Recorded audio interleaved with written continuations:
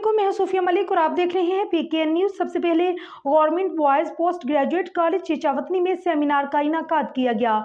सरदार ताहिर महमूद की report.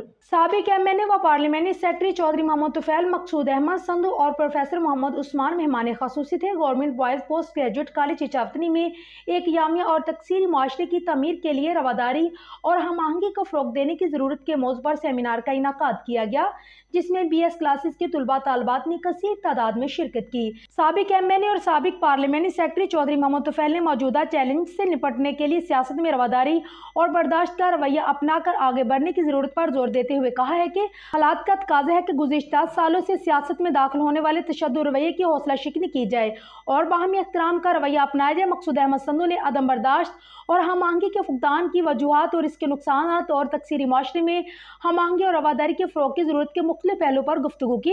Professor Mohammad Usman, Mohammad Asif और उस्मान अली ने तुलबा को असर हाज़िर की मुल्की तकाज़ों को सामने रखते हुए अच्छे रवैये अपनाने की अहमियत पर जोर दिया। Vice chairman professor Mohammad Saeed Mohammad Afzal तैयार भी स्टेज की जीनत बने। आखिर में प्रिंसिपल कासिम अली अवान ने मेहमानों का शुक्रिया अदा किया और उन्हें कॉलेज की तरफ से यादगारी शील्ड भी पेश की।